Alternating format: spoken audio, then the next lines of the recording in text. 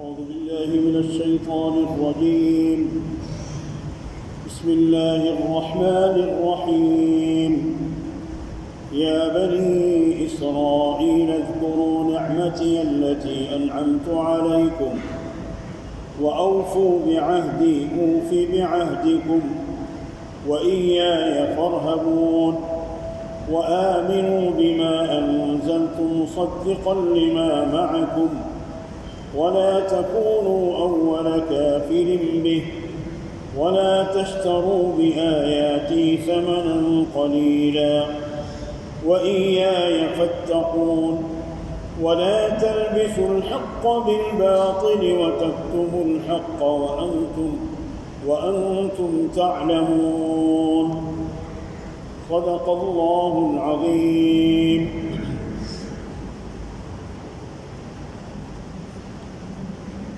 سورہ بقرہ قرآن کریم کی پہلی سورت، دوسری سورت سورہ فاتحہ کے بعد اور سب سے بڑی سورت،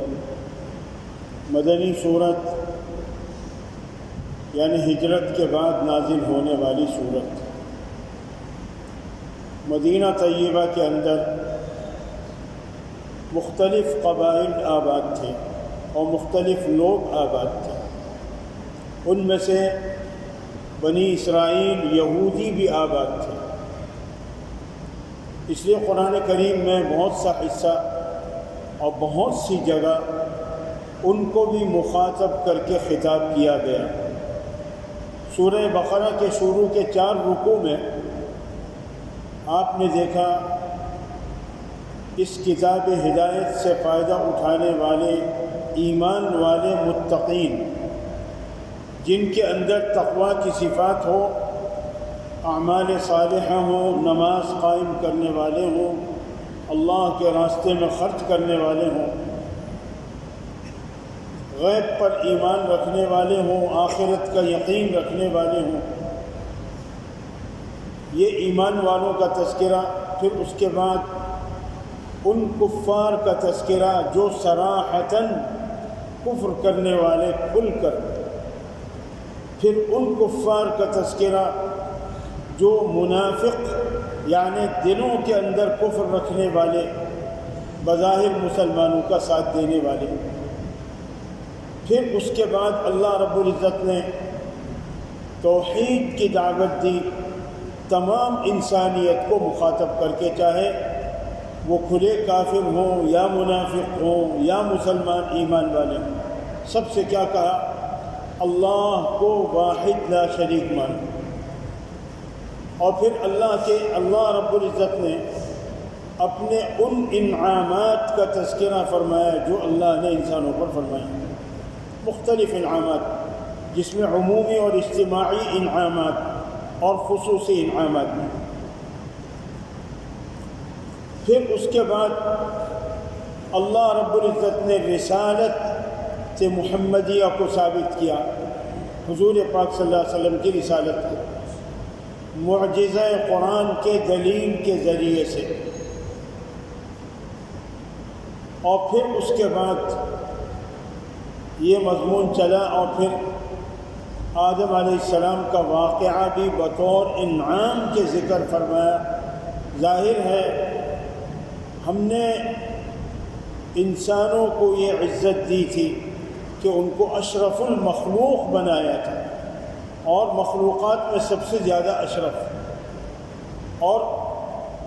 عزت والے فرشتوں سے ان کے سامنے سجدہ کروایا تھا. یہ اعزاز تھا انسان کے لیے. ظاہر ہے ہم آج بھی کہتے ہیں دیکھو ہمارے باپ دادا ایسے تھے، ہمارے ابا ایسے تھے، ہمارے دادا ایسے تھے، ان کی صفات. اور ظاہر ہے اولاد کے لیے باپ دادا کا معزز اور مکرم ہونا یہ بھی اعزاز ہے، اس میں کوئی شک نہیں. آج بھی ہم جب یہ کہتے ہیں کہ فلاں سید ہے، سید کے معنی سردار، اور یہ سردار اس لیے ہے کہ یہ رسول اللہ صلی اللہ علیہ وسلم کی اولاد میں سے ہے. تو یہ حالانکہ یہ کوئی یعنی اس بنیاد پر اعزاز و فضیلت نہیں ہے کہ اس کی بنیاد پر آخرت میں نجات ہو، ایسا نہیں ہے. لیکن یقیناً یہ اعزاز ہے اگر ایمان اور اعمال کے ساتھ یہ اعزاز بھی کسی کو حاصل ہے تو یقیناً یہ بہت بڑی عزت کی بات ہے۔ تو یعنی اس کے آدم علیہ السلام کے اعزاز کو، ان کے اکرام کو اس لیے لائے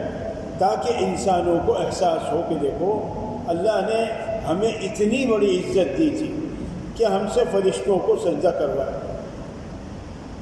اور پھر وہ سارا واقعہ سنانے کے بعد سارا یعنی آدم علیہ السلام کا جنت میں جانا، پھر جنت سے اترنا، پھر آدم علیہ السلام کی توبہ گزشتہ سبق میں گزرا کہ آدم علیہ السلام نے اللہ سے وہ کلمات حاصل کیے جس کے ذریعے سے اللہ نے سے توبہ کی اور اللہ نے ان کی توبہ قبول فرما لی۔ لیکن یہ فرما کے دیکھو دنیا میں اتار دیا ہے، حکم تبدیل نہیں ہوگا، اب دنیا میں کچھ مدت تک تمہیں رہنا ہے اور اب میری طرف سے تمہارے پاس ہدایات آئیں گی، جو میری ہدایات کو قبول کرے گا وہ تو کامیاب ہوگا، اس پہ کوئی غم نہیں ہوگا، نہ کوئی خوف ہوگا، لیکن جو ہماری ان ہدایات کا انکار کرے گا، ان کو جھٹلائے گا تو اس کا انجام خراب ہوگا۔ یہ گزشتہ سبق تک تھا۔ اب آج کی ان آیات میں بنی اسرائیل کو مخاطب کیا گیا۔ دیکھیں مدینہ طیبہ کے اندر دو قسم کے لوگ تھے، ایک تو وہ جو اپنے آپ کو اہل علم کہتے تھے، اہل کتاب، علم والے، کتاب والے، اور دوسرے وہ تھے جو اپنے آپ کو اہل علم نہیں کہتے تھے، مکہ مکرمہ کے اندر بھی اور مدینہ طیبہ کے اندر بھی، چونکہ مدینہ طیبہ میں یہود کی بہت بڑی آبادی تھی، یہودیوں کے 3 قبیلے تھے مدینہ طیبہ کے اندر، اور دوسری طرف یمن سے آئے ہوئے آباد قبائل تھے اوس اور خزرج، اور یہ مدینہ طیبہ میں یہودی بھی کوئی یہاں کے اصل باشندے تو تھے نہیں، یہ باہر سے آ کے آباد ہوتے، لیکن صدیاں گزری تھیں ان کو، اس لیے کہ بخت نصر نے جب بیت المقدس پر قبضہ کیا تھا اور یہودیوں کی اینٹ سے اینٹ بجاتے تھے، تو یہودیوں کے مختلف لوگ بہت سے تو وہ قید کر کے لے گئے ہزاروں لاکھوں کی تعداد میں، لیکن کچھ لوگ یہودیوں میں سے جو ادھر ادھر بھاگ گئے تھے، تو ان میں سے کچھ لوگ ایسے تھے جو آ کے یہاں مدینہ طیبہ، اس کا نام یثرب تھا، یا اہل یثرب لا مقام لکم، تو یہ یثرب کے اندر آ کر یعنی اس علاقے میں آ کے آباد ہوئے، اور ان کی تاریخ میں لکھا دیکھیں، یہ حضرت یعقوب علیہ السلام کا نام کی صفت تھی، ان کا صفاتی نام تھا اسرائیل، اور اسرائیل کے معنی عبداللہ، اللہ کا بندہ، یا بنی یعقوب نہیں کہا، یا بنی اسرائیل کہا، تاکہ یہود کے ذہن میں یہ بات آئے کہ وہ بھی اللہ کے عبادت گزار بندے کی اولاد ہے۔ تو حضرت یعقوب علیہ السلام، جیسا کہ ہم قرآن کے اندر سورہ یوسف میں واقعات میں قصوں میں پڑھتے ہیں کہ حضرت ابراہیم علیہ السلام وہ تو عراق کے رہنے والے تھے، بابل کے، حضرت ابراہیم علیہ السلام نمرود کے زمانے میں جب ان کے ساتھ زیادتی ہوئی تو پھر وہ عراق چھوڑ کے وہاں سے چلے گئے اور جا کے شام میں آباد ہوئے۔ پھر راستے میں ان کو حضرت ہاجرہ بھی ملی، اور حضرت سارہ ان کی بیوی تھی، تو حضرت ہاجرہ کو لے کر اور ان کے پیٹ سے حضرت اسماعیل پیدا ہوئے، اور حضرت اسماعیل اور ان کی والدہ ہاجرہ کو لے جا کے مکے میں چھوڑ دیا، اور حضرت سارہ ان کے ساتھ آ کر بیت المقدس میں شام میں آباد ہوئے، یا ان علاقوں کے اندر آباد ہوئے۔ بہرحال پھر حضرت سارہ کے پیٹ سے حضرت اسحاق پیدا ہوئے، اور پھر حضرت اسحاق کے یعنی ان کی اولاد میں ان کا بیٹا حضرت یعقوب تھا، اور یعقوب ہی کا صفاتی نام اسرائیل تھا۔ تو حضرت یعقوب علیہ السلام جو اس وقت انہی علاقوں میں تھے جہاں یعنی ظاہر ہے پہلے سے حضرت ابراہیم علیہ السلام آباد تھے، لیکن ان کا بیٹا یوسف، آپ نے سنا ہوگا واقعہ، باقی ساری تفصیل سب کو معلوم ہے، مختصراً میں یہ بتا دوں مختصراً کہ حضرت یوسف علیہ السلام کے ساتھ جو ان کے بھائیوں نے زیادتی کی اور لا کر ان کو بیچ دیا، اور خریدار مصر والے تھے، اور مصر والوں نے لا کے ان کو خرید لیا اور لا کے مصر کے بازار میں بیچ دیا، اور خریدار ان کی تھی کون؟ زلیخا، جو مصر کے سب سے بڑے وزیر کی بیوی تھی۔ تو اور انہوں نے خرید لیے کہ چلو ہمیں اتنا خوبصورت بچہ مل گیا حضرت یوسف علیہ السلام۔ اور پھر قصہ مختصر یہ کہ حضرت یوسف علیہ السلام کو اللہ نے مصر کی حکومت عطا فرمائی۔ مصر کے اندر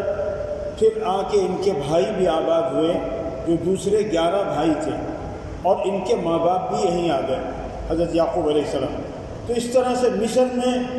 یہاں آ کر حضرت یعقوب علیہ السلام آباد ہوئے اور ان کی اولاد، اور یہ جو ان کی اولاد تھی، مصر میں فراعنہ کی حکومت چلتی تھی، تو یہ جو ان کی اولاد تھی 12 بیٹے، ان سے ان کی نسلیں چلی جو مصر میں آ کے آگے پھیل گئی،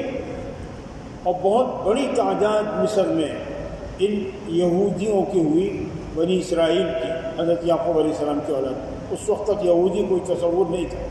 یہ تو بعد میں انہوں نے قومیت کے بنیاد پر یہ چیزیں قائم کی، لیکن بہرحال بنی اسرائیل سے 6 لاکھ کے قریب یہ بنی اسرائیل یہاں ہو گئے، یعنی صدیوں میں کئی سو سال گزرے۔ اور پھر اس کے بعد جب حضرت یوسف علیہ السلام کا بھی انتقال ہو گیا تو یہ بنی اسرائیل ان کے ظلم و ستم میں آ گئے، فرعون کے، اور پھر ظاہر ہے جو کچھ ان کے ساتھ ہوا وہ تو سب قرآن کے اندر جگہ جگہ آئے گا، تفصیلات آگے اسی صورت میں بھی آئیں گے، لیکن حضرت موسیٰ علیہ السلام کے ذریعے سے اللہ نے ان کو نجات دی۔ حضرت موسیٰ علیہ السلام نے ان پر محنت کی، ان کو نجات ملی۔ حضرت موسیٰ علیہ السلام خود جا کے میدان تیہ میں فوت ہو گئے، یعنی یہ بنی اسرائیل کا مزاج ایسا ضدی مزاج تھا کہ حضرت موسیٰ علیہ السلام کے ذریعے سے ان کو نجات ملی فرعون سے، اس کے ظلم و ستم سے، لیکن آگے جا کے پھر بت پرستی شروع کر دی، پھر بچڑا بنا لیا، اس کی عبادت شروع کر دی، جس کی پاداش میں۔ اور دوسرا اللہ نے ان کو کچھ حکم دیے تھے تو انہوں نے وہ احکامات پورے نہیں کیے۔ ایک چھوٹا سا میدان تھا جس کو دنوں کے اندر پار کیا جا سکتا تھا، جس کو میدان تیہ کہتے ہیں، اس میدان میں اللہ نے ان کو 40 سال تک پھنسا دیا۔ صبح سے لے کے شام تک چلتے تھے اور شام کو پڑاؤ ڈالتے تھے، صبح ہوتی تھی وہیں ہوتے تھے جہاں سے چلے۔ یہ اللہ نے ان کو سزا دی۔ اللہ تو بہت بڑی طاقت والے، قدرت والے، دیکھ لو، یعنی چھوٹا سا میدان تھی، کوئی اتنا بڑا بھی نہیں کہ کوئی افریقہ کا جنگل ہو، یہ چھوٹا سا میدان تھی جس میں اللہ نے ان کو گھیر لیا، پھنسا دیا۔ اور پھر یہی حضرت موسیٰ علیہ السلام کا بھی انتقال ہوا، حضرت ہارون کا بھی انتقال ہوا۔ پھر اس کے بعد اللہ نے ان کے اندر پیغمبر بھیجا، حضرت یوشع بن نون علیہ السلام، اور ان کے ذریعے سے پھر یعنی اللہ نے ان کو غلبہ عطا فرمایا۔ اللہ نے ان کو حکم دیا تھا کہ تم اس بستی میں، شہر میں، بیت المقدس میں یا جہاں بھی داخل ہوں اس طریقے سے۔ انہوں نے اس حکم کو بھی نہیں مانا، زیادتیاں کی۔ بہرحال اللہ نے ان کو مختلف مواقع میں سزائیں دی۔ پھر آگے چل کر یعنی یہ دیکھو نا، یہ بیت المقدس حضرت سلیمان علیہ السلام کے زمانے میں یہ بنا، اس کی تاریخ ہے، لیکن حضرت سلیمان علیہ السلام بھی انبیاء بنی اسرائیل میں سے تھے، حضرت داؤد علیہ السلام بھی بنی اسرائیل کے نبیوں میں سے تھے، اور آگے چل کر حضرت یعقوب کے بعد تو ساری پیغمبر تقریباً حضرت یعقوب علیہ السلام کے اولاد میں سے، بنی اسرائیل میں سے تھے، سوائے ایک حضرت اسماعیل علیہ السلام، وہ حضرت ابراہیم علیہ السلام کے بیٹے تھے، وہ حضرت یعقوب کے بیٹے نہیں تھے۔ اور اللہ رب العزت نے بنی اسرائیل سے کہا تھا پہلے سے، یہ ان کی کتابوں میں موجود تھا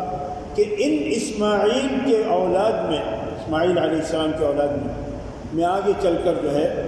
مکہ مکرمہ، جزیرۃ العرب، یا جو بھی ان کو علامات اور اشارات ساری بتلا دی گئی تھی کہ ایک پیغمبر کو بھیجوں گا اور تم ان کی مدد کرو گے اور تم ان پر ایمان لاؤ گے۔ قرآن کریم میں آگے سورہ مائدہ کے اندر آئے گا یہ۔ یہاں پر اب اس آیت کے اندر کیا کہا، یہ بنی اسرائیل یہاں آباد ہوئی، اور پھر اس کے بعد ان کے اوپر